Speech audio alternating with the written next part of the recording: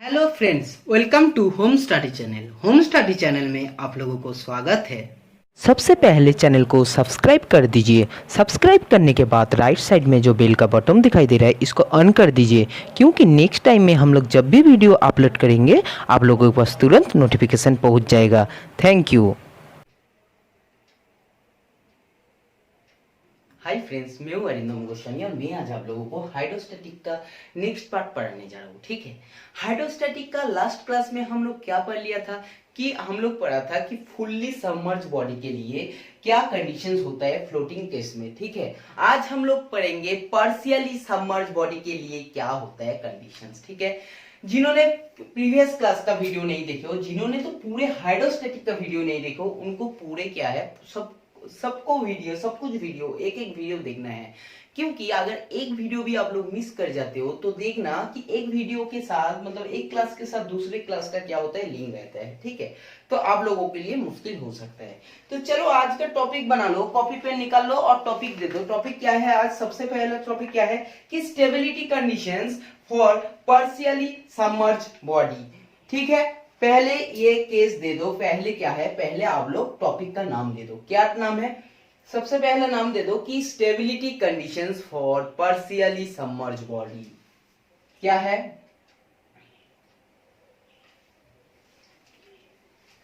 Stability conditions. चलो,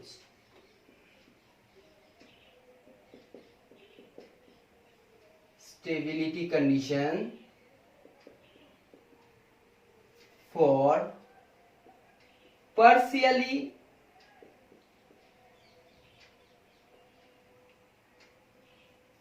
submerged body।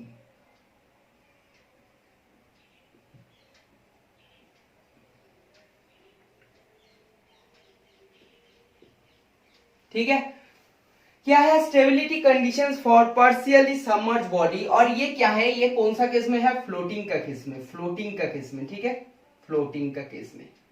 Topic का नाम दे दो और लिखने स्टार्ट कर दो कि ये क्या है, ये क्या है। समझते हैं सबसे पहले, फिर नोट बना लेते हैं। ठीक है, जिन्होंने भी वीडियो देख रहे हो, क्लास कर रहे हो, उनको नोट, प्रॉपर नोट बनाना बहुत ही कंपलसरी है, नहीं तो आप लोगों को खुद को ही प्रॉब्लम हो सकता है। ठीक है, चलो अब बात करते हैं कि ये क्या है, देखते हैं। हम लोग लास्ट क्लास में ये पढ़ा था कि पार्शियली जब फुल्ली सबमर्ज बॉडी रहते हैं कोई भी फ्लूइड के अंदर, जैसे क्या है, जैसे क्या है, ये कुछ फ्लूइड है, ये कुछ आपके पास फ्लूइड है।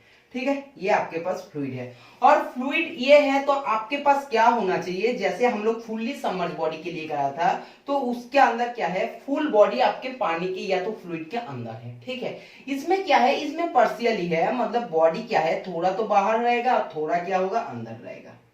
थोड़ा बाहर है और थोड़ा अंदर है। ठीक है, समझ गया? ऐसा कुछ है। और इसमें क्या है, जब भी हम लोग प्रीवियस क्लास में पढ़ा था कि डिस्टर्बिंग फोर्स, एक है डिस्टर्बिंग फोर्स। क्या है? Disturbing force. डिस्टर्बिंग फोर्स जब भी दे रहा है तो बॉडी क्या हो रहा है, डिस्टर्ब हो रहा है, बॉडी ऐसे चला जाएगा कुछ अंदर, बॉडी ऐसे इस टाइप में आ जाएगा। बॉडी क्या होगा, बॉडी इस टाइप में आ जाएगा। था इसमें ऐसे था, फिर हमने जैसे डिस्टर्ब करोगे, जैसे ही डिस्टर्ब कर दोगे, कुछ फोर्स लगाओगे इधर से डिस्टर्बिंग फोर्स, तो बॉडी आपका क्या होगा, बॉडी आपका ऐसे हो जाएगा। अब बात आते हैं कि पार्शियली सबमर्ज बॉडी में हम लोग लास्ट क्लास में क्या क्या पढ़ा था कि बायंसी को देख लिया था, सेंटर ऑफ ग्रेविटी भी देख लिया था।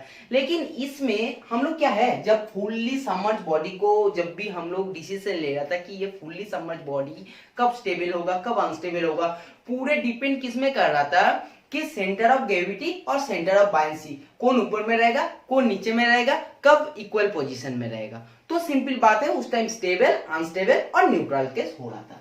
लेकिन इस टाइम में ना तो हम लोगों को सेंट्रल ग्रेविटी और बायंसी से पता चलेगा, हम लोगों को और एक पॉइंट का जरूरत है, और जिस पॉइंट को हम लोग कहते हैं, क्या कहते हैं, मेटा सेंटर। Meta centre. अब बात करते हैं कि मेटा सेंटर क्या है। सबसे पहले हम लोगों को मेटा सेंटर समझना है, और अगर मेटा सेंटर समझना है तो ये फिगर हमारा जरूरत है। ठीक है, समझ गया? और मेटा सेंटर जब हम लोगों को पता चल जाएगा क्या मेटा सेंटर क्या है, तो हम लोग कोई भी क्वेश्चंस को, कोई भी प्रॉब्लम्स को बहुत आसानी से कह सकते हैं, हाँ ये हम लोगों को क्या है, इजीली सॉल्व कर सकते हैं। ठीक है, समझ गया। तो चलो मुझे बताओ कि मेटा सेंटर क्या है, मेटा सेंटर क्या है, मेटा सेंटर क्या है, इसको पहले बताओ मुझे। मेटा सेंटर का अगर हम लोग डेफिनेशन देते हैं तो मेटा सेंटर का डेफिनेशन का मतलब है कि मेटा सेंटर का मतलब है, देखो सबसे पहले बताओ कि सेंटर ऑफ ग्रेविटी, किसी भी बॉडी के सेंटर ऑफ ग्रेविटी कहां लाई करता है, कहां पर पोजीशन में, कौन सा पोजीशन में सेंटर ऑफ ग्रेविटी है। कि कोई भी बॉडी है, कोई भी बॉडी है, जैसे ये कुछ बॉडी है और ये बॉडी का हाइट अगर है एल, अगर है एल, तो जो हमारा सेंटर ऑफ ग्रेविटी लाई करेगा वो किस में करेगा, L/2 पॉइंट में, L/2 पॉइंट में, ठीक है, ये करेगा सेंटर ऑफ ग्रेविटी। मतलब क्या है, इस बॉडी का जो भी हाइट है इस मिडिल में करेगा सेंटर ऑफ ग्रेविटी। चलो ये मिडिल में करेगा centre of gravity. Centre of buoyancy कहां लाई करते हैं, centre of buoyancy, buoyancy force मतलब क्या है कि फ्लूइड के अंदर से ये क्या है, ये एक अपवर्ड फोर्स है। जब हम लोग बायंसी पढ़ा था तब हम लोग बहुत अच्छे से समझ लिया था, और मैंने बोला था कि सेंटर ऑफ बायंसी अगर आपको निकालना है तो कैसे निकाल सकते हो, कि सपोज मान के चलो, इसको कैसे निकाल सकते हो ना, इसको निकालने का तरीका एक ही है कि जितना सा पार्ट आपको फ्लूइड के अंदर है, जितना सा पार्ट आपको फ्लूइड के अंदर है, फ्लूइड के अंदर जितने सा पार्ट है, ठीक है, सपोज मान लेते हैं कि फ्लूइड के अंदर मेरा कितने पार्ट है, मेरा एक्स पार्ट है, एक्स मेरा पार्ट क्या है आपका फ्लूइड के अंदर है। तो मेरा जो सेंटर ऑफ बायंसी निकल के आएगा वो क्या आएगा ना, जितना सा पार्ट मेरा अंदर में है फ्लूइड का उसके मिड पोजीशन, या कह सकते हैं हम लोग ये क्या है, ये है x/2 पोजीशन।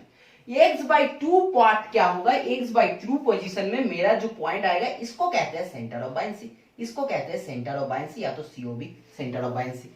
ठीक है, समझ गया। अब बात इसलिए किया मैंने, इतना बात क्यों किया, फिर से सेंटर ऑफ ग्रेविटी, फिर से सेंटर ऑफ बायंसी क्यों किया, क्योंकि एक बार पढ़ लिया था, डेली पढ़ने का कोई जरूरत नहीं है। लेकिन अभी जरूरत है, जब फुल्ली सबमर्ज बॉडी कर रहे थे, एक बात सोच के देखो कि फुल्ली सबमर्ज बॉडी है मतलब पूरे के पूरे पानी के अंदर है, तो उसमें ना तो हमारा सेंटर ऑफ ग्रेविटी चेंज होगा, सेंटर ऑफ ग्रेविटी तो इसमें भी चेंज नहीं होगा, ना तो उसमें सेंटर ऑफ बायंसी चेंज होगा, क्योंकि पूरे के पूरे बॉडी क्या है, पानी के अंदर है या तो फ्लूइड के अंदर है। लेकिन इस केस में हमारे पूरे के पूरे बॉडी सेंट क्या है, फ्लूइड के अंदर नहीं है। तो इस केस में हमारा जो सेंटर ऑफ बायंसी है, centre of buoyancy her case में क्या होगा, चेंज होगा। अगर मैंने थोड़ा फोर्स देता हूं तो अगर सिंपली बात है कि इतना सा अगर अंदर नहीं जाता, थोड़ा और भी इधर में मूव करके रहता तो क्या होगा, जैसे सपोज मान के चलो, मैंने कहने का मतलब है कि डिस्टर्बिंग फोर्स दिया और सिंपल मेरा इतना नहीं हुआ, मेरा सिंपल क्या है, इतना सा आया, इतना सा आया, उस केस में सेंटर ऑफ बायंसी अलग है। और भी ज्यादा फोर्स दिया तो सेंटर ऑफ बायंसी अलग है। मतलब क्या है, हर केस में आपका सेंटर ऑफ बायंसी अलग होगा, क्योंकि जितना सा पार्ट आपको फ्लूइड के अंदर जाएगा उतना सा पार्ट को लेके मुझे सेंटर ऑफ बायंसी निकालना है। जो हमारा फुल्ली सबमर्ज बॉडी में ऐसा कुछ भी नहीं था, क्योंकि पूरे के पूरे बॉडी हमारा फ्लूइड के अंदर था। समझ गया रीजन क्या है, समझ गया। अब देखो मुझे बताओ कि ये अगर बॉडी है तो इसका मिड पोजीशन ऐसा ही कुछ होगा, जो मेरा सेंटर ऑफ बायंसी है, जो मेरा सेंटर ऑफ बायंसी है। ठीक है, समझ गया। चलो अब देखो, ये हो गया हमारा सिंपल कोई बॉडी। अब मैंने इस साइड से कुछ डिस्टर्बिंग फोर्स मतलब क्या है, मैं डिस्ट एब लिख रहा हूं, इसको मतलब है डिस्टर्बिंग फोर्स। मैंने कुछ अप्लाई किया है, और जैसे मैंने डिस्टर्बिंग फोर्स अप्लाई किया है, जी तो हमारा बॉडी का मिडिल में रह जाएगा, जी हमारा यही है। बात आते हैं कि बायंसी कहा जाएगा, बायंसी। अब बात देखो कि इतने सा बॉडी हमारा अंदर में आ गया है, ठीक है, इतने बॉडी। तो सिंपल बात यह है, पहले तो हमारा बायंसी ऐसा कुछ पोजीशन में था, ऐसा कुछ पोजीशन में था, सिंपल ऐसा कुछ पोजीशन में था बायंसी हमारा पहले। ठीक है, अब क्या होगा ना, आप हमारा सिंपली जो भी इतने से आया है, सपोज मान के चलो ये हमारा ऐसा कुछ बायंसी था, पहले बायंसी ऐसा, ये प्रीवियस बायंसी। जब भी नोट बनाओगे ना तो इसका साइड में लिख लेना, ये प्रीवियस बायंसी मतलब ये पास्ट बायंसी, अभी प्रेजेंट बायंसी ये नहीं है। ठीक है, ये प्रेजेंट बायंसी नहीं है, ये मैं अभी साफ कर देता हूं, नहीं तो आप लोगों को समझने में प्रॉब्लम हो जाएगा। अभी बायंसी कहां पर होगा, ये जो फिगर है, इस फिगर के कहीं मिडिल में, मतलब कहीं मिडिल में ऐसे प्लेस में, कहीं ऐसे कुछ प्लेस में बायंसी आएगा, ऐसे कुछ पोजीशन में बायंसी आएगा। देखो बायंसी क्या होगा, बायंसी का पोजीशन चेंज होगा, क्योंकि पहले इतना सा बाहर में था, अभी बहुत कम बाहर में है, मतलब पानी के अंदर या तो फ्लूइड के अंदर ज्यादा चला गया बॉडी का पार्ट, तो सिंपली बायंसी चेंज हो गया। अब बात आती है कि मेटा सेंटर को कैसे निकालेंगे। मेटा सेंटर है क्या? मेटा सेंटर है सिंपली जो बायंसी हमारा प्रीवियस बायंसी है, पास्ट बायंसी है, और जो हमारा अभी आफ्टर डिस्टर्बिंग फोर्स के बाद जो मेरा बायंसी ओरिजिनल जो बायंसी मिला है, ठीक है, इन दोनों को अगर सिंपली हम लोग क्या है, इन दोनों को अगर हम लोग जहां जिस पोजीशन में ये क्या होगा, जिस पोजीशन में ये मीट करेगा, जिस पोजीशन में ये मीट करेगा, जिस पोजीशन में क्या करेगा ना, जिस पोजीशन में ये मीट करेगा उसको हम लोग कहते हैं, उसी पॉइंट को हम लोग कहते हैं मेटा सेंटर। समझ गया कि प्रीवियस वाला जो बायंसी है उसका पोजीशन को अगर हम लोग एक्स वाई के बराबर, मतलब अगर उसको हम लोग सिंपली बात है जो भी पोजीशन है उसको हम लोग अगर लाइन खींचते और ये बायंसी अगर लाइन खींचते तो दोनों जिस पोजीशन में मीट हो जाएगा उस पोजीशन को हम लोग कहते हैं, क्या कहते हैं, उस पॉइंट को कहते हैं मेटा सेंटर। ठीक है, मेटा सेंटर। और ये मेटा सेंटर के ऊपर पूरे डिपेंड करेगा क्या ये बॉडी हमारा स्टेबल है, अनस्टेबल है या तो न्यूट्रल है। ठीक है, कुछ कंडीशंस है जिसको हम लोग करेंगे। इसमें दो कंडीशंस है, इसमें दो पॉइंट है जो बहुत ही इंपॉर्टेंट है। एक नंबर पॉइंट है कि स्टेबल और अनस्टेबल हम लोग डिसीजन ले रहे थे कि सेंटर ऑफ ग्रेविटी और सेंटर ऑफ बायंसी कौन ऊपर में रहेगा कौन नीचे में रहेगा, जब फुल्ली सबमर्ज बॉडी था। लेकिन एक बात हमेशा याद रखना, जब भी पार्शियली सबमर्ज बॉडी है तो उस केस में हमेशा आपको सेंटर ऑफ ग्रेविटी ऊपर में रहेगा सेंटर ऑफ बायंसी का। फर्स्ट पॉइंट तो ये है।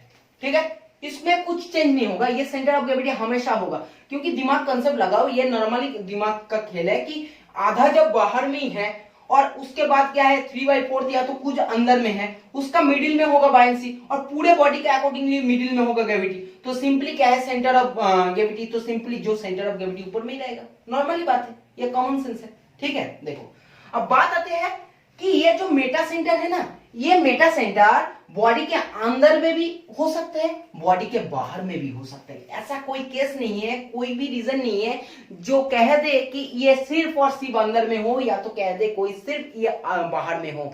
ये बॉडी के अंदर में भी हो सकता है मेटा सेंटर बॉडी के बाहर में भी हो सकता है। ये बहुत ज्यादा इंपॉर्टेंट है। ऐसे अगर सिंपल मान के चलो कि ये भी फ्लूइड है और मैंने ना बॉडी का बहुत ज्यादा से बहुत तेज डिस्टर्बिंग फोर्स दिया, बहुत तेज से मैंने फोर्स लगाया, तो बॉडी ना ऐसा में आ गया, सिंपली बॉडी ऐसा कुछ पोजीशन में आ गया।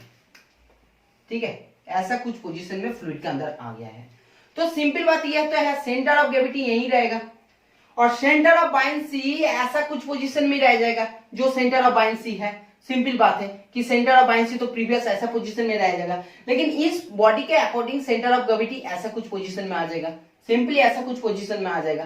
ठीक है, समझ गया। अब बात है कि सेंटर ऑफ ग्रेविटी को कैसे सिंपल करेंगे। देखो सिंपली ये ऐसा पोजीशन में बाहर के तरफ भी ये क्या हो सकता है, बाहर के तरफ भी ये हो सकता है मेटा सेंटर। ठीक है, डिपेंड करता है कि कैसे आपने फोर्स लगाया। तो बहुत इंपॉर्टेंट दो बात है जो क्या है, आपका पार्शियली सबमर्ज बॉडी में हमेशा जो सेंटर ऑफ ग्रेविटी है lies above centre of buoyancy, and the second point is Meta centre may be Meta centre lies in inside और मे बी आउटसाइड। ओके, चलो अब चलते हैं कि नेक्स्ट पॉइंट में।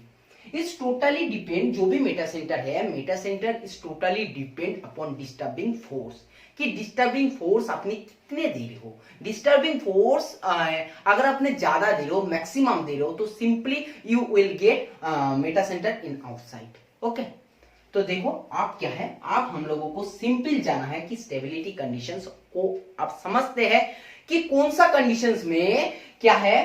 कंडीशन अगर स्टेबल हो तो क्या होगा, अनस्टेबल हो और न्यूट्रल हो। तो बात करते हैं कि स्टेबल को इसमें लगाओ कि अनस्टेबल को, और इसमें दो आप सिंपली न्यूट्रल को, इसमें सिंपली दो न्यूट्रल को। अब बात करते हैं कि स्टेबल को क्या है, स्टेबल क्या है।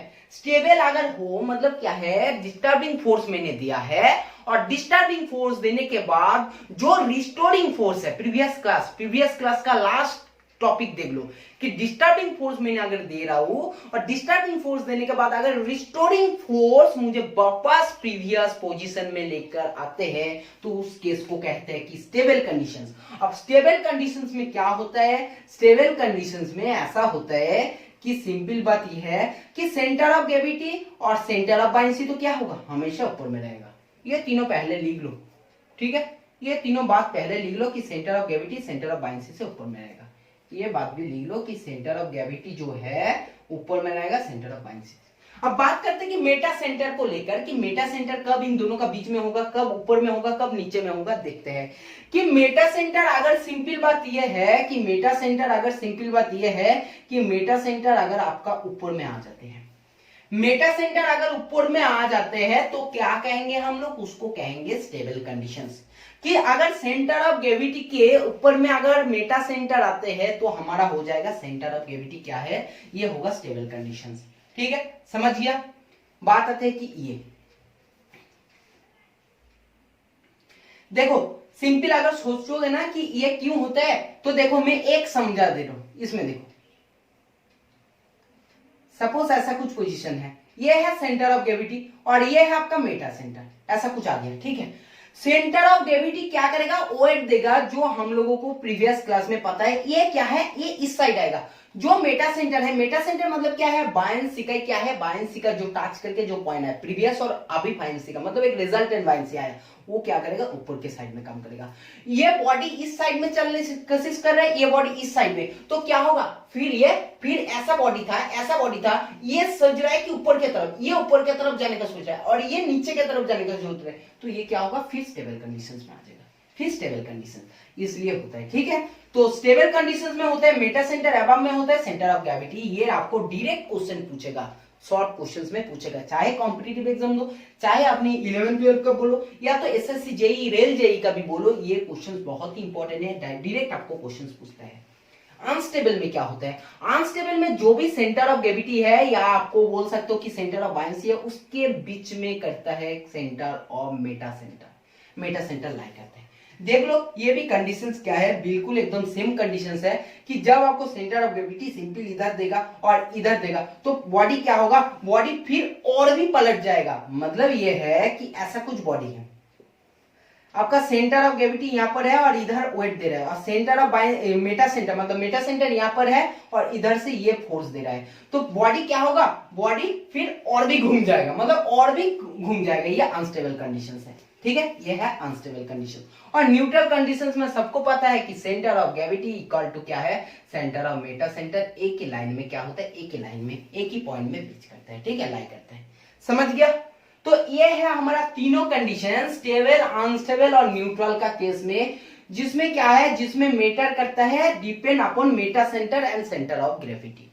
तो एक बात समझ जाओ कि हमारा जो स्टेबल कंडीशंस है, अगर मैंने आपको बोलता कि फुल्ली समर्ज बॉडी, ये पार्शियली समर्ज है ना, ये पार्शियली समर्ज नहीं है, फुल्ली समर्ज बॉडी है, तो उस केस में मुझे बता सकते हो कि स्टेबल कंडीशंस, अनस्टेबल कंडीशंस और आपको सिंपली न्यूट्रल क्या होगा, मुझे किसने बता सकते हो। देखो सिंपल, देखो उस टाइम हमारे स्टेबल कंडीशंस क्या हो रहे थे, उस टाइम में हमारे स्टेबल कंडीशंस हमेशा क्या होगा, जो आपका सेंटर ऑफ बायंसी है अब में रहेगा सेंटर ऑफ ग्रेविटी। बात कर रहा हूं मैंने क्या है ना, उसमें फुल्ली समर्ज बॉडी, ये फुल्ली समर्ज बॉडी के लिए मैं बात कर रहा हूं। ठीक है, उसमें बायंसी ऊपर में रहेगा, सेंटर ऑफ ग्रेविटी नीचे, इसमें सेंटर ऑफ ग्रेविटी ऊपर में रहेगा, सेंटर ऑफ बायंसी नीचे, इसमें क्या है, centre of gravity equal to centre of buoyancy.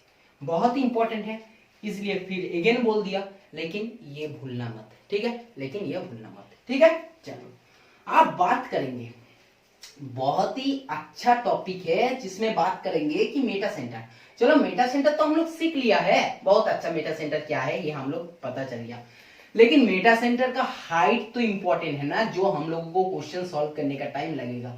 तो ये मेटा सेंटर का हाइट कैसे निकालते हैं ये भी हम लोगों को जानना है, ये भी इंपॉर्टेंट है, जरूरी है। ठीक है, तो चलो मेटा सेंटर का हाइट को निकालना हम लोग सीखते हैं। ठीक है, कि मेटा सेंटर का हाइट को कैसे निकाल सकते हैं।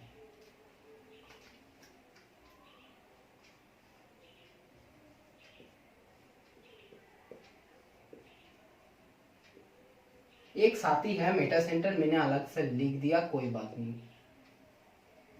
मेटा सेंटर का हाइट, ठीक है, मेटा सेंटर का हाइट देखते हैं कि मेटा सेंटर का हाइट को कैसे निकालते हैं। सबसे पहले बात करते हैं कि मेटा सेंटर का मतलब हम लोग समझ लिया है कि मेटा सेंटर क्या है क्या नहीं है, ठीक है। अब बात करेंगे कि मेटा सेंटर को हाइट को हम लोग कैसे निकाल सकते हैं। कि मेटा सेंटर का हाइट क्या है, centre of gravity and Meta centre height, centre of gravity and Meta centre height. अब बात करते हैं कि जो हमारा स्टेबल था, जो हमारा अनस्टेबल था, जो हमारा न्यूट्रल था, कंडीशंस क्या था बताओ मुझे। इसलिए मैं सब किया था क्योंकि मुझे पता था लिखना है, लेकिन आप लोगों को याद होना चाहिए।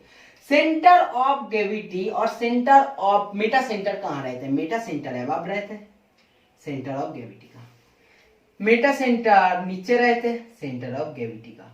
और सिंपल बात है कि centre of gravity equal to meta centre रहते हैं।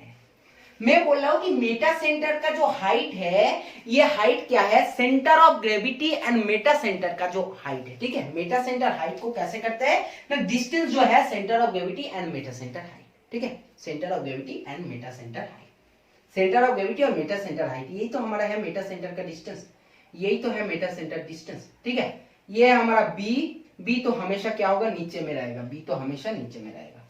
चलो अब बात करते हैं, सुनो कि क्या बात करेंगे इसमें।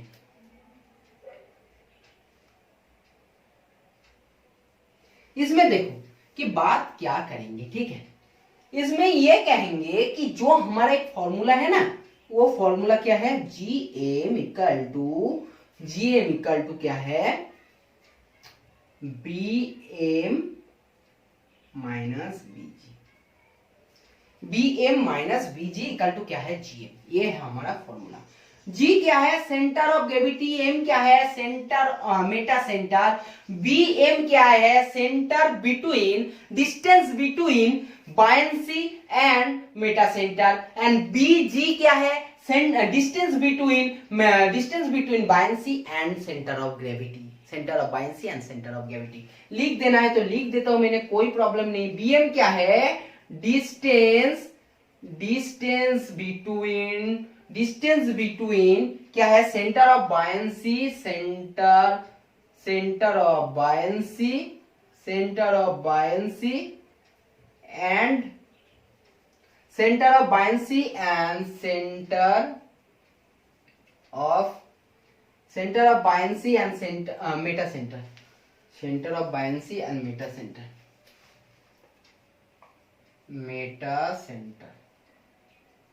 ठीक है। ये है बीएम और बीजी क्या है, बीजी है distance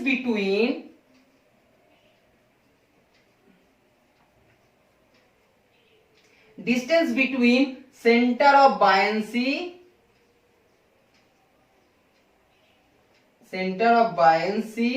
and centre of gravity,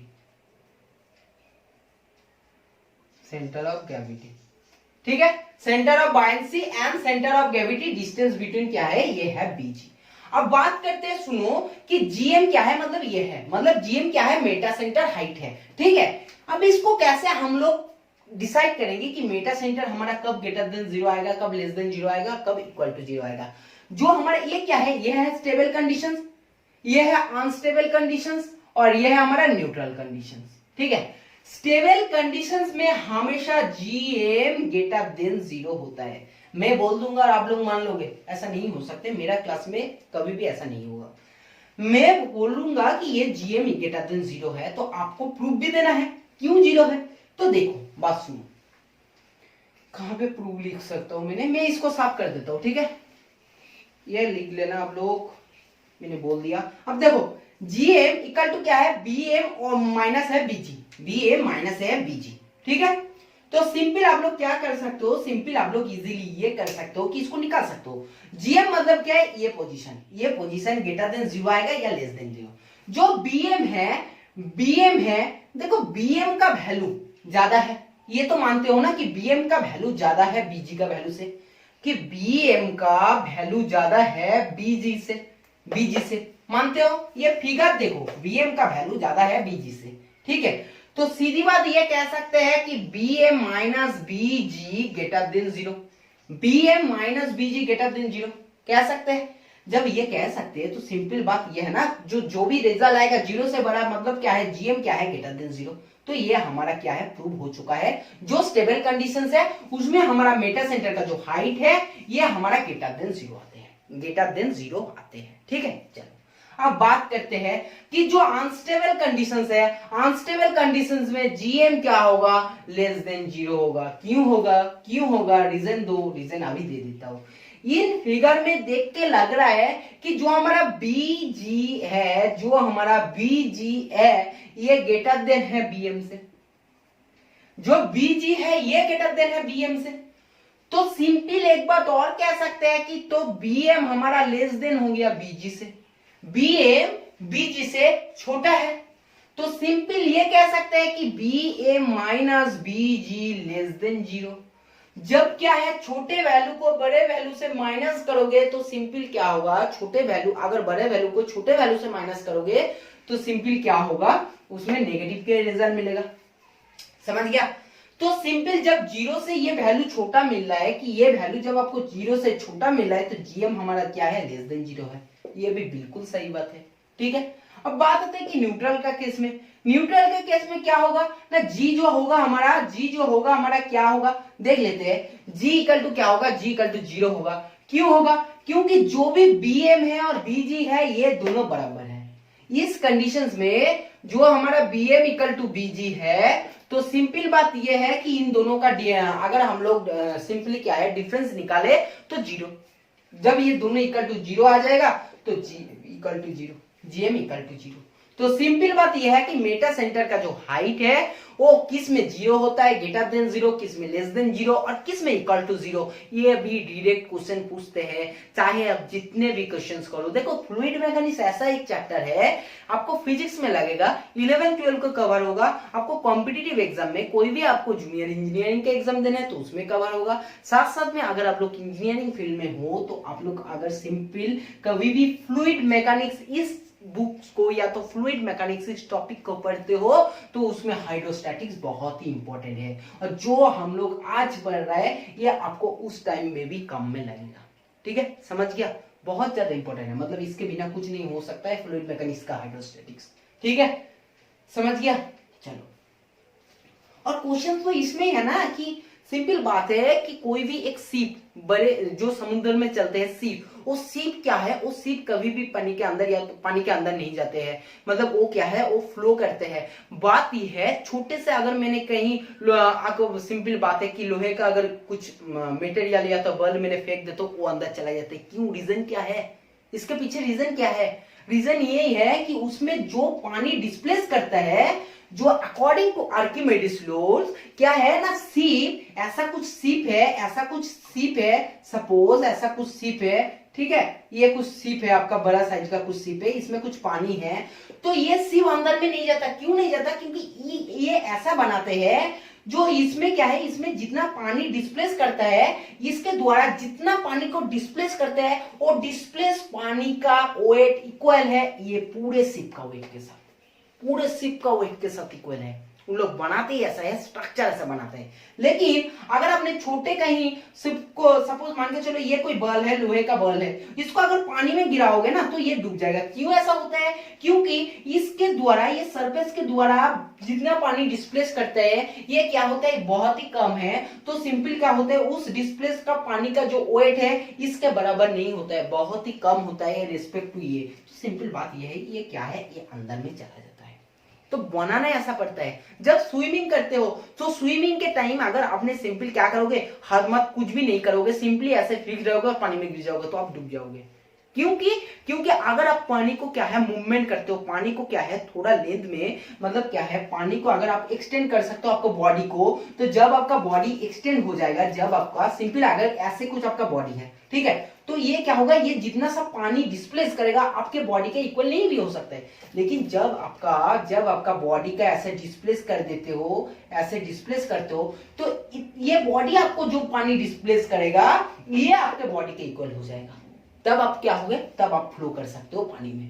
समझ गया, कंसेप्ट समझो कि बायंसी का कंसेप्ट कितना इंपॉर्टेंट है। कभी भी अगर समुद्र में घूमने गया तो देख लेना, ये कंसेप्ट हमेशा दिमाग में रखना। ठीक है, समझ गया। तो चलो, बायोलॉजी बहुत ही इंपॉर्टेंट चैप्टर है, ठीक है। इसको अगर अच्छे से आप लोग समझ जाते हो तो बहुत काम में लगेगा, बहुत काम में आएगा ये चैप्टर बायोलॉजी आपका, ठीक है। क्योंकि फ्लूइड मैकेनिक्स बहुत ही एक इंटरेस्टिंग चैप्टर है। इसको अगर एक बार समझ जाते हो तो बस पूरे लाइफ अगर खत्म हो जाएगा, आपका गेम खत्म, कि फ्लूइड मैकेनिक्स में हाइड्रोस्टैटिक कभी भी गलत नहीं होगा। आप तो पढ़ेंगे, इसके बाद नेक्स्ट पढ़ेंगे हम लोग फ्लो पढ़ेंगे।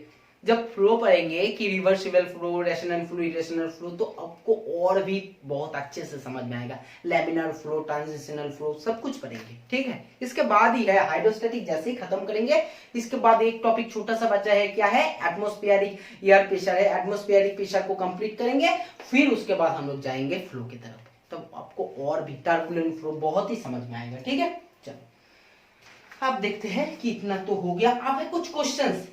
क्वेश्चंस के बिना कुछ नहीं होगा, इंपॉर्टेंट क्वेश्चंस है, क्वेश्चंस को सॉल्व करते हैं। जैसे मैं क्वेश्चंस आपको बोलूंगा, क्वेश्चंस आपको लिख लेना है, ठीक है। धीरे धीरे क्वेश्चंस कंप्लीट होने के बाद आपको वीडियो पॉज कर देना है।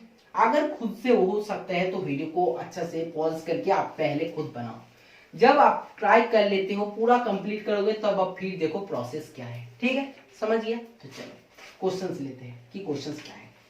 क्वेश्चंस को अच्छे से सुनो कि a solid body whose weight is 75 gram, जिसका वेट क्या है, 75 ग्राम है, 75 ग्राम है इन एयर में, कि a body whose weight is 75 gram in air and 60 gram in fluid, and 60 gram in fluid.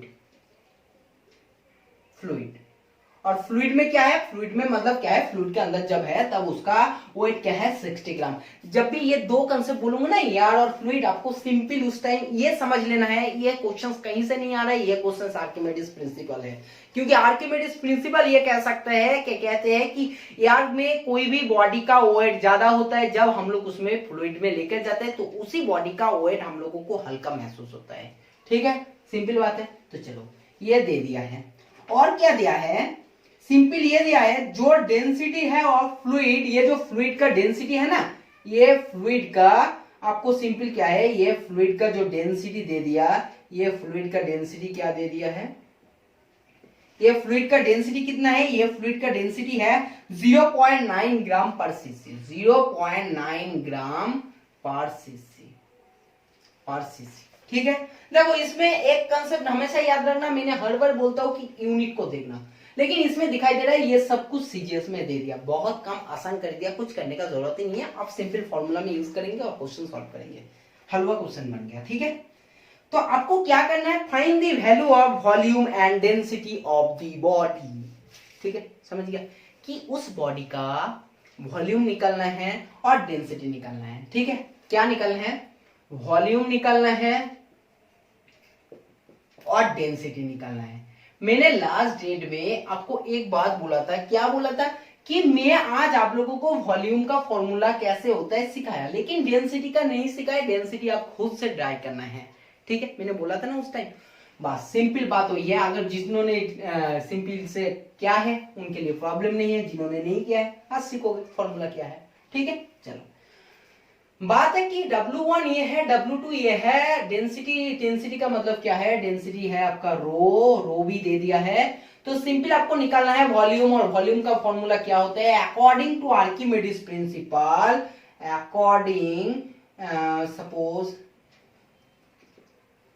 According to Archimedes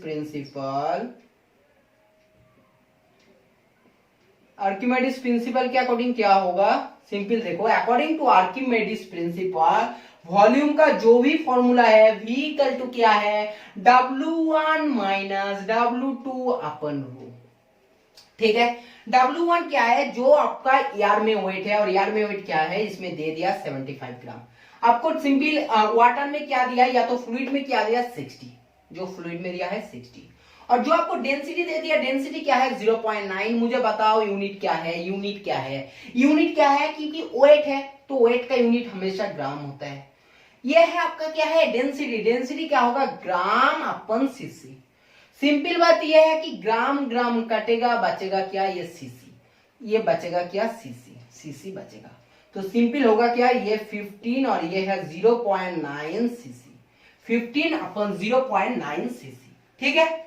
और 15/0.9 मतलब वॉल्यूम इक्वल टू है 15/0.9 सीसी, या तो कह सकते हैं हम लोग, ये सीसी ये है, ये हो गया 10, और इसको जब कैलकुलेशन करेंगे क्या आने वाला है, 3 3 9, 3 5 मतलब 50/3, और सिंपल ये है 316,207, ठीक है, 7 सीसी, 7 सीसी ये आ गया आपका आंसर। क्या आंसर आया, ये आया वॉल्यूम, मतलब वॉल्यूम है आपका 16.67 सीसी। किन किन का आंसर आ गया, जिनका आंसर आ गया उनके लिए बहुत ही अच्छा है, क्योंकि उन्होंने प्रैक्टिस कर रहा है, क्लास अच्छे से फॉलो कर रहा है। जिनका नहीं हो रहा है उनको अभी भी फोकस करने का जरूरत है, वीडियो को अच्छे से देखने का जरूरत है, और घर में पढ़ाई करने का जरूरत है, ठीक है, अच्छे से देखो। अब बात आता है कि डेंसिटी को कैसे करेंगे, डेंसिटी को कैसे निकालेंगे, मुझे बताओ डेंसिटी का फॉर्मूला क्या है।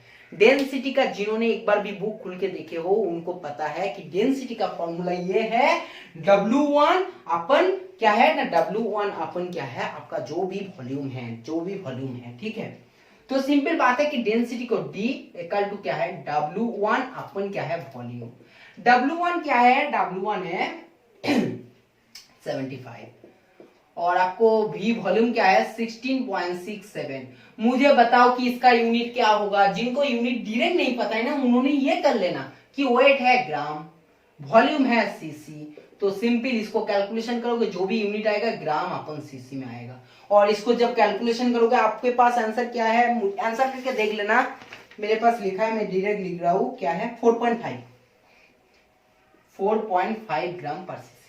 तो आपका डेंसिटी आ गया 4.5 ग्राम पर सीसी।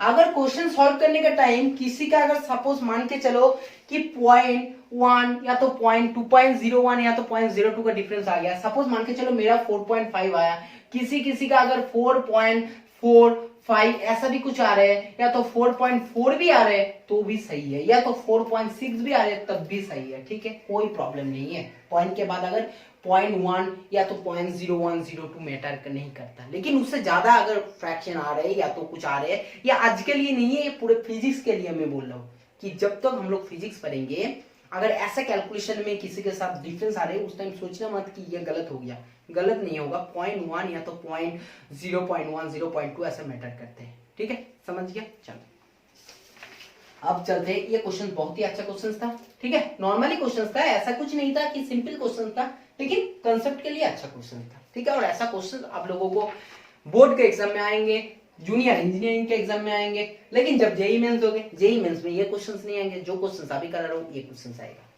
डेफिनेटली आएगा। देखो आप क्वेश्चंस क्या है,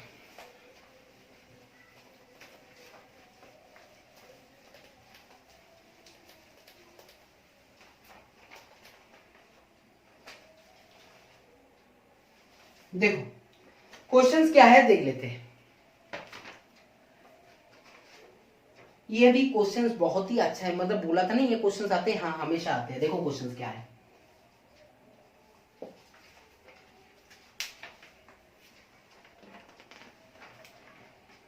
कोई भी कंटेंट है, कोई भी कंटेंट है, क्वेश्चंस ये दे दिया, क्वेश्चंस को समझो यार, क्वेश्चंस को बहुत अच्छे से समझो, नहीं तो प्रॉब्लम हो सकता है।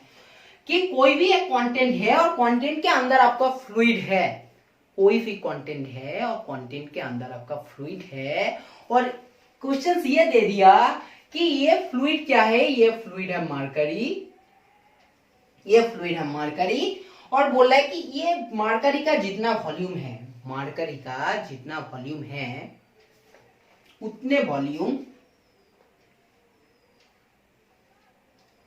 मरकरी का जितना वॉल्यूम है, मरकरी का जितना वॉल्यूम है उसके 1/4 वॉल्यूम, उसका 1/4 वॉल्यूम, उसका मरकरी का 1/4 वॉल्यूम क्या है, ये 1/4 वॉल्यूम, ये बॉडी क्या है, बॉडी क्या है ना, सबमर्ज है, सबमर्ज है। मतलब समझ में नहीं है ना कि अगर सिंपल इसका अगर वॉल्यूम भी है, इसका वॉल्यूम भी है, तो सिंपल क्या है, इसका 1/4, इसका 1/4, मतलब हो गया इतना, इतना सी पार्ट बॉडी क्या है, बॉडी इतना सा पार्ट बॉडी क्या है, बॉडी क्या है ना, ये पानी के अंदर है, फ्लूइड के अंदर है, मार्करी के अंदर है, समझ गया, मार्करी के अंदर है। कितना है, 1/4 part of volume, 1/4 part, 1/4 part volume of Mercury. समझ गया कि बॉडी का कितने पार्ट आपको सबमर्ज है, 1/4 part volume of Mercury, Mercury का जितना वॉल्यूम है उसका 1/4 पार्ट वॉल्यूम क्या है, बॉडी का क्या है, मार्ज है, सबमर्ज है। समझ गया। अब बोल रहा है ये पूरे बॉडी को आपको क्या है, कंप्लीटली सबमर्ज करना है, तो इसके लिए आपको क्या है, इसके लिए आपको क्या है, पानी, आप पानी डाल रहे हो, पानी दे रहे हो, वाटर ऐड कर रहे हो, ठीक है। आप जब वाटर ऐड कर रहे हो और वाटर ऐड करने के बाद ये पूरे क्या है, ये पूरे क्या है, ये पूरे आपका सिंपली कंप्लीटली सबमर्ज हो गया, कंप्लीटली सबमर्ज हो गया। ये क्या है, ये वाटर दे दिया, ये ऊपर का वाटर है, ये ऊपर का वाटर है, ठीक है, वाटर दे दिया और पानी क्या हो गया, पानी फुल्ली सबमर्ज हो गया। अब क्वेश्चन ये है कि ये जो बॉडी का है, ये जो बॉडी का कितने पार्ट, बॉडी का कितने पार्ट मार्करी के अंदर है, बॉडी का कितना पार्ट मार्करी के अंदर है। क्वेश्चन ये है कि आपको गिवन कंडीशंस ये दे दिया है, आपके पास एक फ्लूइड है, जो फ्लूइड है मार्करी, और मार्करी का जितना वॉल्यूम है उसका 1/4 वॉल्यूम, आपको 1/4 वॉल्यूम क्या है ना, बॉडी आपके अंदर में क्या है, सबमर्ज है, उसका बॉडी कितना सबमर्ज है ना, 1/4 part volume of Mercury, Mercury का जितना 1/4 पार्ट वॉल्यूम है उतना सा सिर्फ क्या है, मार्करी के अंदर सबमर्ज है। आप बॉडी को फुल्ली सबमर्ज करने के लिए आपने पानी ऐड किया है, जैसे हमने पानी ऐड किया है तो ये क्या हो गया, ये पूरे के पूरे पानी क्या हो गया, अंदर में चला गया जो बॉडी है। आपको क्वेश्चन ये दिया है, आप मुझे बताओ कि बॉडी का कितने से पार्ट, बॉडी का कितना पार्ट आप मार्करी के अंदर है,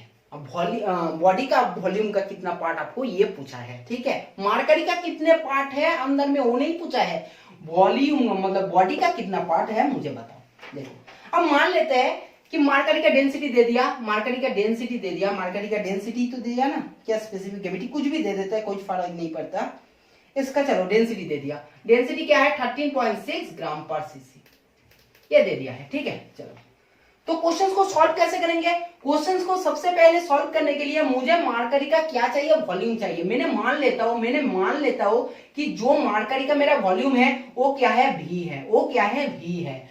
मेरा जो रो है, रो तो मुझे पता है, और G है, सिंपल।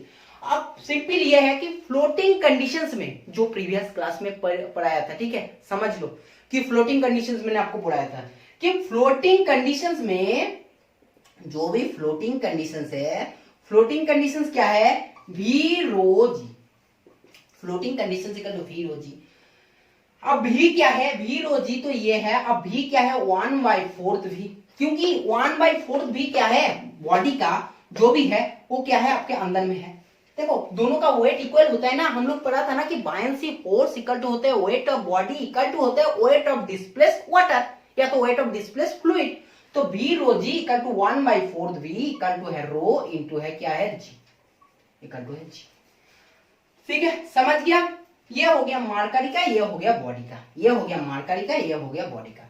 ये है 1 नंबर इक्वेशन, ये है आपका 1 नंबर इक्वेशन। अगेन देखो जहां भी मीट हो रहा है ना, ये इधर क्या है, इधर वाटर है, इधर मार्करी है, तो वाटर और मार्करी का जो सरफेस है, जो ज्वाइनिंग है, इसमें भी क्या है, इसमें भी फ्लोटिंग का एक कंडीशन यूज होता है, और इसमें क्या होगा ना, फ्लोटिंग का कंडीशन यूज होगा। जो मार्करी और वाटर क्या है, जो मार्करी और वाटर का ज्वाइनिंग है, इसमें क्या है, इसमें जो फ्लोटिंग का आपको कंडीशन होगा सिंपली, उसमें क्या होगा, मैंने मान लेता हूं क्या है, एक पार्ट मेरा क्या है, एक पार्ट मेरा अंदर में है मार्करी का, मैंने मान लेता हूं, और ये पूरे को पूरे मैं मानता हूं कि 1, ये पूरे बॉडी को मैंने 1 मानता हूं, पूरे को मैंने 1 मान लेता हूं, ठीक है, समझ गया। पूरे को मैंने 1 मान लेता हूं, पूरे है 1, और ये सिर्फ एक पार्ट आपको क्या है, मार्करी के अंदर है, एक पार्ट बॉडी आपको मार्करी के अंदर है। अब देखते हैं कि ये जो ज्वाइनिंग है ना, ये जो कंडीशंस है, इस कंडीशंस में फ्लोटिंग का क्या है, जहां पर वाटर और मार्करी वाटर और मरकरी क्या हो गया, मरकरी को जहां पे क्या है मीट है, मीटिंग पोजीशन, इसमें क्या है फ्लोटिंग का जो कंडीशन है, इसमें तो होगा वही V rho G equal to V rho G equal to क्या हो जाएगा, इक्वल टू सिंपली आपके पास हो जाएगा कि एक्स पार्ट क्या है, एक्स पार्ट आपको बॉडी में सिंपल है, एक्स पार्ट आपको क्या है पानी के अंदर सबमर्ज है, मरकरी के अंदर, ठीक है। तो सिंपल ये हो जाएगा एक्स इंटू वी क्योंकि एक्स पार्ट है, लेंथ ये है, तो x into V into mercury का क्या है, मरकरी का डेंसिटी क्या है, इसका रो क्या है 13.6 इंटू 13.6 इंटू क्या है रो इंटू जी तो जी जी को रहने दो, ठीक है, प्लस अब ये पार्ट कितने पार्ट बाहर में रहेगा, वाटर में कितना पार्ट रहेगा, वाटर में रहेगा 1 माइनस एक्स पार्ट, तो सिंपल ये है 1 minus x into V into water का डेंसिटी क्या है, वाटर का डेंसिटी है 1, वाटर का डेंसिटी है 1 इंटू जी। ये एक आपके पास इक्वेशन आ चुके हैं, 2 नंबर इक्वेशन। एक नंबर इक्वेशन ये आ गया कि फ्लोटिंग कंडीशन है सिंपल इसमें, और इसमें वाटर और मरकरी का 2 जॉइनिंग है तो सिंपल उसका है, ठीक है, उसमें सिर्फ सिंपली उसका है कंसेप्ट, ठीक है। अब देखते हैं कि इस क्वेश्चन को कैसे सॉल्व करेंगे। हम लोगों को सिर्फ और कुछ करना नहीं है, जो करना था हम लोग कर चुका है, अब हम लोगों को सिंपली इक्वेशन सॉल्व करना है, और इक्वेशन सॉल्व करने के लिए मैंने ऊपर का पोजीशन में कर रहा हूं, ठीक है, इसका पोजीशन में मैंने कर रहा हूं। देखो कैसे इक्वेशन सॉल्व करना है, इक्वेशन को ऐसे सॉल्व करना है कि 1 नंबर और 2 नंबर इक्वल हो गया, 1 इक्वल टू 2 कर सकता है। जब भी करेंगे तो 1/4 V rho G equal to ये आ जाएगा x into V into 13.6 into G plus 1 minus x into V into G, ये आ जाएगा। देखो जी तो चला गया, कट गया ठीक है, जी कट गया। अब बचे क्या है, ये भी v कट गया और v कट गया, ये भी v चला गया। अब बचे है कि 1/4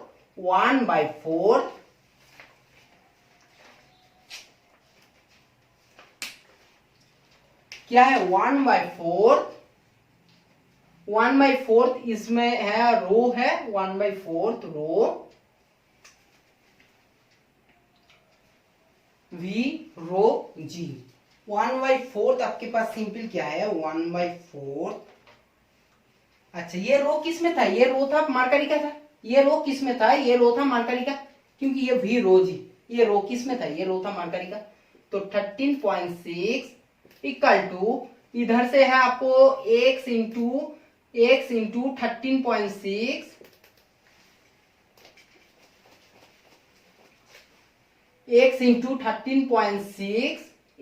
इंटू 13.6 और प्लस ये हो गया आपका सिंपली क्या है, प्लस हो जाएगा 1 और ये हो जाएगा -6, प्लस हो जाएगा 1 और ये हो जाएगा -6, ठीक है।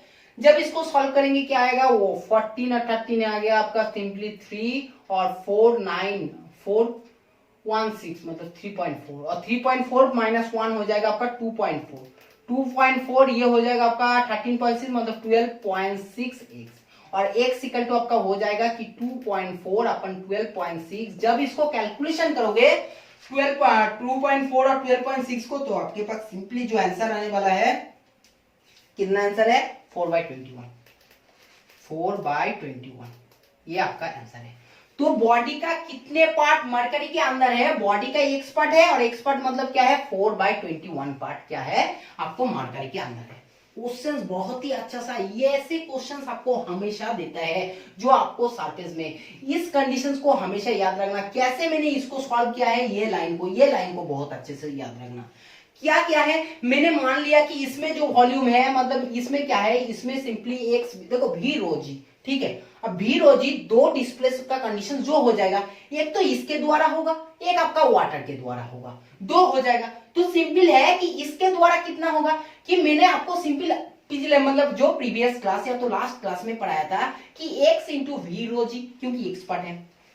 अब उसमें क्या है, अगर पूरे के पूरे 1 है तो ये हो जाएगा 1 माइनस एक्स पार्ट, तो 1 माइनस एक्स इंटू सिंपली क्या है आपको मैंने सॉल्व किया है और जैसे मैंने सॉल्व कर लिया तो ये हो गया वी रो जी। और ये आपको वी रो जी कंडीशंस क्या है कि जितना सा आपका अंदर में जा रहा है उतना पानी आपको डिस्प्लेस कर रहा है। ये उतना वॉल्यूम, तो सिंपल ये हो गया। तो ये दोनों क्या हो गया, इक्वल किया और इक्वल करने के बाद इसको सॉल्व किया। क्वेश्चन समझ में आया कि क्वेश्चन ऐसे कुछ क्वेश्चन था कि कुछ एक कंटेंट है, कंटेंट के अंदर मार्करी है और मार्करी का जितना वॉल्यूम है, कितना वॉल्यूम तो मुझे पता नहीं, मार्करी का जितना वॉल्यूम है उसका 1/4 वॉल्यूम, उसका 1/4 मतलब मार्करी का 1/4 वॉल्यूम जितना है उतना ही बॉडी का वॉल्यूम मतलब मार्करी के अंदर है। ये कंडीशन आपको दे दिया था, ठीक है। कंडीशंस क्या दिया था कि मार्करी का जितना वॉल्यूम है, मार्करी का 1/4 वॉल्यूम क्या है ना, 1/4 वॉल्यूम जितना है उतना ही वॉल्यूम बॉडी क्या है मार्करी के अंदर है। ये कंडीशंस आपको दे दिया था, ठीक है। तो चलो आप लोग देखो, आप लोग कह सकते हो कि आप लोगों को क्वेश्चंस अवेलेबल नहीं कर पा रहा हूँ, लेकिन बहुत जल्दी कोशिश कर रहा हूँ कि कुछ डेवलपमेंट करने के लिए और आप लोगों के लिए प्रॉपर क्वेश्चंस होगा, सब कुछ होगा। और फिजिक्स जब पढ़ाऊंगा मतलब क्या है, ऐसे अगर डिस्प्ले बोर्ड कुछ आ जाते हैं देखते हैं, और तब हम लोग क्या करेंगे, तब हम लोग और भी डेवलप करेंगे क्लास को, ठीक है। तो थोड़ा पेशेंस रखना, ठीक है, सब कुछ हो जाएगा। चलो अब देखते हैं कि नेक्स्ट क्वेश्चन क्या है। ये भी क्वेश्चन बहुत ही अच्छा क्वेश्चन था, जबरदस्त क्वेश्चन था, ठीक है, इंपॉर्टेंट क्वेश्चन था, बहुत ही इंपॉर्टेंट क्वेश्चन है। तो इस क्वेश्चन को भी देखना।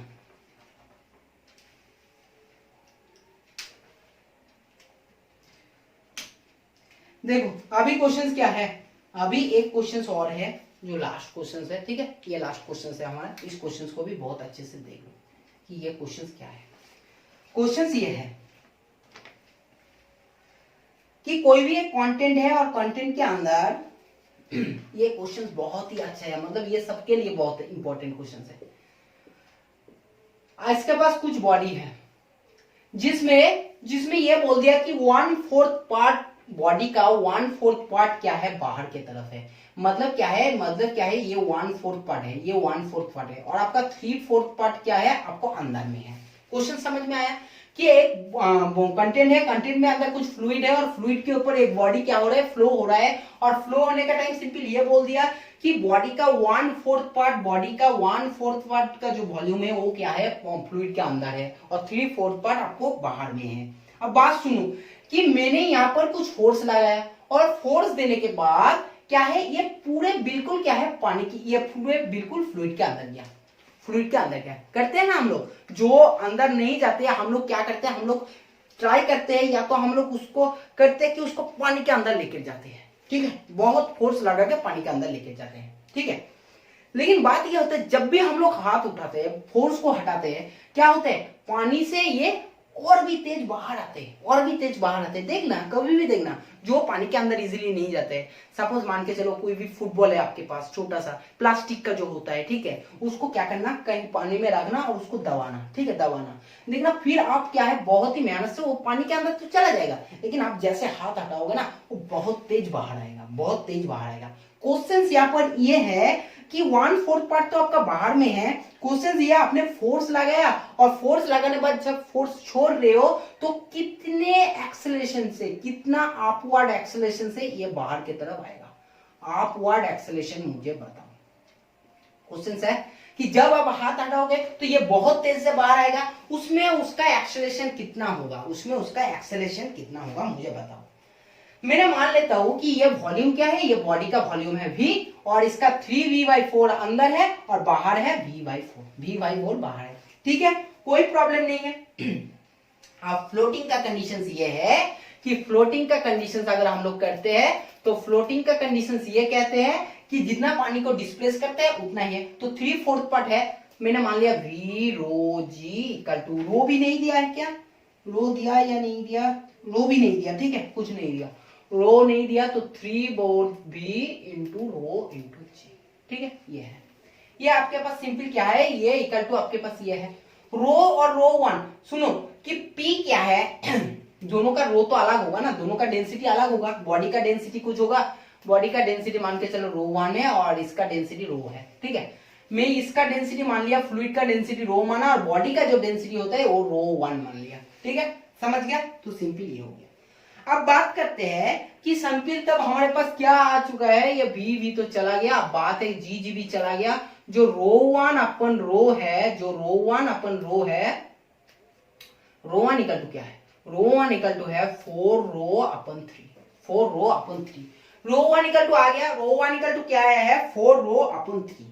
अब बात करते हैं कि जो हमारा देखो अपवर्ड जो फोर्स है ना, जो हमारा अपवर्ड फोर्स है, जो हमारा कि अपवर्ड फोर्स है, एक तो अपवर्ड फोर्स है, जो भी अपवर्ड हम लोग फोर्स दे रहे हैं, ठीक है सिंपल। तो अपवर्ड जो हमारा फोर्स है, ये अपवर्ड फोर्स इक्वल टू क्या होगा, जो बायंसी है, बायंसी माइनस जो भी बायंसी है, बायंसी माइनस क्या होगा ना, बायंसी माइनस है वेट। देखो वेट इस साइड है, बायंसी इस साइड है, तो बायंसी माइनस वेट करेंगे तो हम लोग सिंपली पता चलेगा कितना फोर्स अप्लाई कर रहे हैं। बायंसी क्या है और वेट क्या है, बायंसी का फॉर्मूला क्या है और वेट का फॉर्मूला क्या है, ये सबको पता है। बायंसी इक्वल टू क्या होता है, बायंसी इक्वल टू ये होता है, बायंसी किसके द्वारा देगा, फ्लूइड के द्वारा। तो v रो इसका क्या माना रो और इसका माना है g माइनस, अब क्या है वेट, क्या है वेट, क्या है वेट आपका सिंपली है कि बॉडी का वेट, तो mg, और mg का मतलब क्या है, इसका मैंने मान लिया है रो 1, तो सिंपल बात है कि v रो 1g, v रो 1g, ठीक है। चलो v रो 1g। आप क्वेश्चंस को देखो कि कैसे सॉल्व करेंगे, देखो सोचो कि क्वेश्चंस को कैसे सॉल्व करेंगे। अपवर्ड फोर्स भी आ चुका है हमारे पास, ठीक है, और इसको जैसे कैलकुलेशन करेंगे, इसको जैसे कैलकुलेशन करेंगे vg, सॉरी, इसको जैसे कैलकुलेशन करेंगे vg और ये होगा रो माइनस रो डैश, ठीक है, रो 1, ठीक है। अब देखो रो माइनस रो 1 को अगर हम लोग निकालेंगे तो क्या आने वाला है, rho equal to rho 1 equal to बेटा ये इक्वल टू 4 रो अपन 3। तो सिंपली जैसे करोगे आपके पास सिंपली आ जाएंगे, कितना आएंगे, देखो रो 1 को कितना आ रहे हैं, जैसे आपने यूज करोगे 4/3 रो और सिंपली इसको, तो सिंपली आपके पास आ जाएंगे और कितना आएंगे, कैलकुलेशन करके देख लेना, vg रो अपन 3, जो vg रो अपन 3 ये आने वाला है, ठीक है, ये आने वाला है vg रो अपन 3, ठीक है, समझ गया। ये देखो, अब देखो जब ये आ चुका है, ठीक है, मैंने क्या किया, मैंने कुछ नहीं किया, रो के प्लेस में, रो 1 के प्लेस में मैंने इसको सिंपली रो के प्लेस में 4 रो अपन जी फ्लोटिंग और बायंसी 4 1, सॉरी ये हो गया रो 1 और ये हो गया रो, तो सिंपल बात है कि ये रो 1 और ये हो गया रो। अब बात करके देख लेना कि ये रो 1 होगा ना, हाँ ये रो 1 ये हो गया रो, तो सिंपल कैलकुलेशन करके देखना ये आ चुका है, ठीक है, ये हमारे पास आ चुके हैं। अब बात करते हैं, क्या बात करेंगे, अब बात करते हैं सिंपल ये है कि ये तो हमारे पास आ चुके हैं, क्या आ गया अपवर्ड फोर्स। तो एक्सेलेरेशन का फॉर्मूला क्या है, F इक्वल टू ए में हम लोगों को पता है या नहीं पता है, तो हम लोगों को A निकालना है और एक इक्वल टू है F बाई एम मास।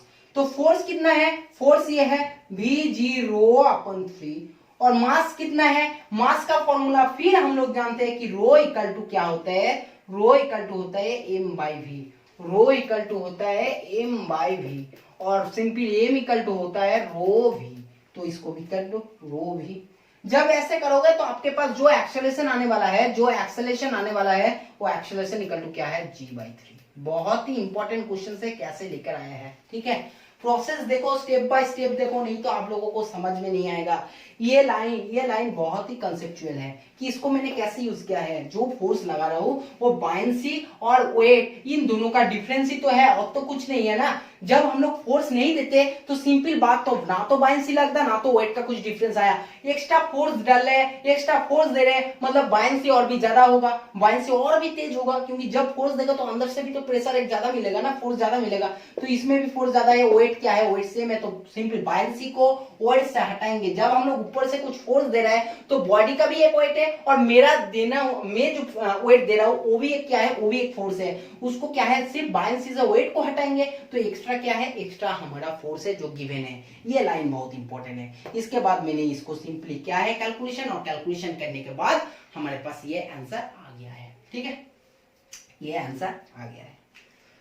तो देखो क्वेश्चंस को कैसे कैसे हम लोग सॉल्व कर रहे हैं, बहुत ही अच्छे से क्वेश्चंस को सॉल्व किया है। मतलब क्या है, अगर आप लोगों को समझ में नहीं आता है ना तो कमेंट करना, जरूर कमेंट करना, कोई भी डाउट है तो कमेंट करना, क्योंकि फ्लूइड मैकेनिक्स में आपको हाइड्रोस्टैटिक बहुत इंपॉर्टेंट है और उससे भी इंपॉर्टेंट है ये सब कुछ।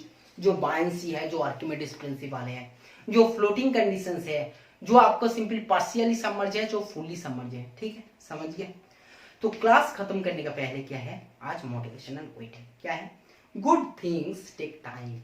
ये बहुत ही सच बात है, ट्रू बात है, सुनने में तीखा लगे लेकिन ये सच बात है कि गुड थिंग्स, जो भी अच्छा काम होता है ना, उसमें थोड़ा टाइम लगता है, लेकिन ये है कि उसमें का जो रिजल्ट है वो रिजल्ट बहुत मीठा है। आपको टाइम लगेगा, थोड़ा बहुत टाइम अगर आप दे सकते हो तो आपको कुछ अच्छा मिलेगा। देखना, अगर मैं आपको सिंपली बात एक करता हूँ कि नॉर्मली एक बात करता हूँ, आप पढ़ाई स्टूडेंट हो, ठीक है, आप अभी स्टूडेंट्स हो, अगर आप कोई भी सब्जेक्ट जो आपको अच्छा नहीं लगता, बिल्कुल अच्छा नहीं लगता, ठीक है, ऐसा कुछ सब्जेक्ट होता है, मेरा उस टाइम में था, मेरा हिस्ट्री अच्छा नहीं लगते थे, ठीक है। अगर आपके पास कोई एक सब्जेक्ट है जो अच्छा नहीं लगता है, तो सिंपल क्या है, सिंपल आप जब पढ़ोगे नॉलेज के लिए, देखो यार, ये सिर्फ आपका सब्जेक्ट मैटर नहीं है, आप सब्जेक्ट मैटर नहीं है, ऐसा बात नहीं कि आप सिर्फ सब्जेक्ट की बोल रहे हो, कोई भी टॉपिक है जो आपको अच्छा नहीं लगता, आप अगर उसमें टाइम दोगे, ज्यादा से ज्यादा टाइम दोगे, चाहे जितना ही बेकार लग रहे हैं ना, कि क्या होगा, फिर आपको बहुत अच्छा लगेगा, बहुत ही अच्छा लगेगा। धीरे धीरे धीरे धीरे धीरे धीरे आपका जो नॉलेज होगा बहुत ज्यादा इंप्रूव हो जाएगा। बात है कि कोई अच्छा टॉपिक है जो आपको अच्छा लगता है, लेकिन आप उसमें टाइम नहीं दे रहे हो, बिल्कुल टाइम नहीं दे रहे हो, ठीक है, क्या होगा, धीरे धीरे कुछ दिन के बाद ना वो टॉपिक आपको समझ में नहीं आएगा, वो टॉपिक धीरे धीरे आपसे दूर हो जाएगा। ऐसे क्यों होता है, क्योंकि आप किसी के पीछे टाइम दिए हो, इन्वेस्ट किए हो, तो आपको रिजल्ट भी अच्छा मिलेगा। जिनको आप दूर रखते हो, टाइम नहीं देते हो, तो आपके उनके पास से वही रिजल्ट मिलेगा।